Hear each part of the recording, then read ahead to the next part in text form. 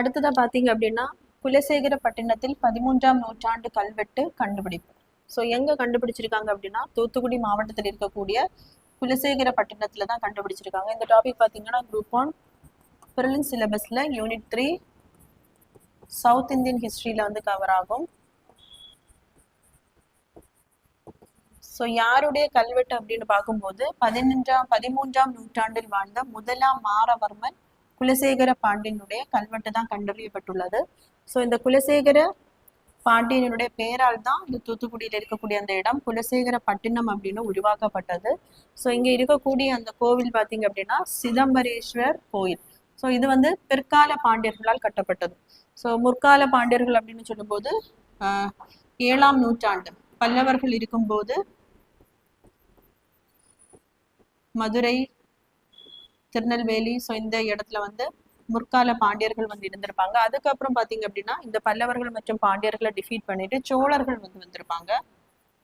So அதுக்கப்புறம் ஏறக்குறைய 12ஆம் நூற்றாண்டு ஸோ இந்த பீரியட்ல பாத்தீங்கன்னா மறுபடியும் சோழர்களை டிஃபீட் பண்ணிட்டு திரும்பவும் பாண்டியர்கள் வந்து ரூலுக்கு வந்திருப்பாங்க. அவங்களதான் நம்ம என்ன சொல்லுவோம் அப்படின்னா பிற்கால பாண்டியர்கள் அப்படின்னு சொல்லுவோம்.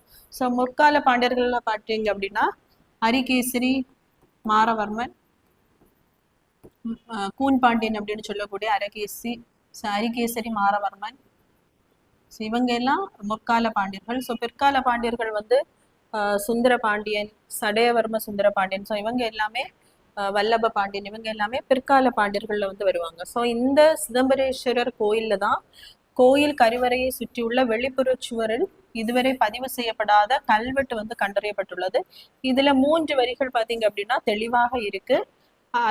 நெக்ஸ்ட் இருக்கக்கூடிய 3 வரிகள் வந்து தெளிவு கிடையாது. இந்த 3 வரிகளை வச்சுதான் முதலாம் மாரவர்மன் குலசேகர பாண்டியன், அதாவது கிபி 1268 1318ஆம் நூற்றாண்டை சார்ந்த கல்வெட்டு அப்படின்னு அறிய முடிகிறது.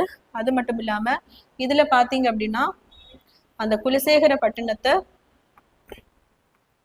மானவீர வளநாடு அப்படின்னு இந்த கல்வெட்டுல வந்து குறிப்பிடப்பட்டுள்ளது. ஸோ இதுல என்ன குறிப்பிடப்பட்டுள்ளது அப்படின்னா திருவாதிரை நாள்ல பாத்தீங்க அப்படின்னா இந்த கோவிலுக்கு உரிய பூஜைகள் செய்வதற்காக நிலத்தை வந்து மன்னர் என்ன இந்த கோவிலுக்காக கொடுத்திருக்காங்க. அதுதான் இந்த கல்வெட்டுல சொல்லப்பட்டிருக்கு.